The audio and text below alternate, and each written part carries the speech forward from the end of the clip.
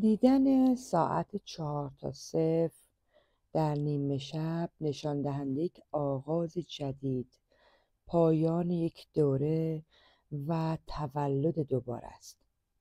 این زمان که شروع یک روز جدید رو نشون میده، دعوتیه برای رها کردن ترس‌ها و باورهای محدود کننده و پذیرش فرصت‌های جدید و نامحدود تو زندگیه. در علم عددشناسی، عدد 0 نمایانگر آغاز و پایان و وحدته. بنابراین دیدن 4 0 یادآوری از پتانسیل‌های بیکران و همسویی با جریان هستیه. معانی کلی این عدد چند تا مورد هستش. یک، آغاز و پایان.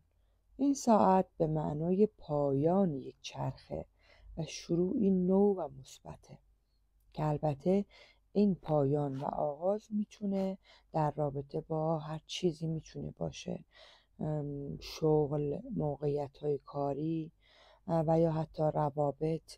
شما باید دقت کنید ببینید که در اون زمان چه چیزی در فکر شما بوده، در واقع شما به چی مشغول بودید.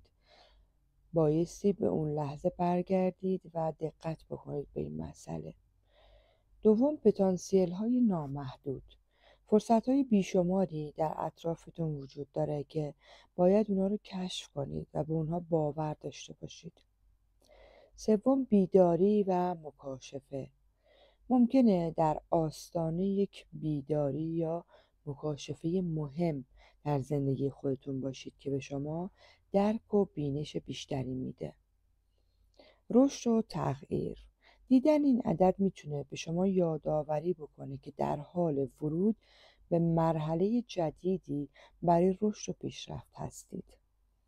وحدت و انرژی الهی. در بعد معنوی، عدد 0 با وحدت و ارتباط با انرژی الهی مرتبطه و نمایانگر اتصال همه چیزه. اگه این عدد رو به طور مکرر میبینید، در واقع پایان یک دوره رو نشون میده. ممکنه به این معنا باشه که چیزی در زندگی شما در حال به پایان رسیدن و با چیز جدیدی جایگزین شدنه. همچنین میتونه هشداری باشه که افراد یا موقعیت‌هایی در اطرافتون وجود دارن که کار رو برای شما سخت‌تر میکنن.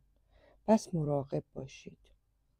دیدن 4 تا 0 میتونه یک پیام از فرشتگان باشه یا راهنمایان معنوی که شما رو تشویق میکنن به پذیرش شروع‌های جدید و رها کردن گذشته. در واقع فرشته‌ای به نام مومیا که آخرین فرشته مقربه در این ساعت نفوذ داره و به شما کمک میکنه تا به شفافیت، خرد و اطلاعات لازم دست پیدا بکنید.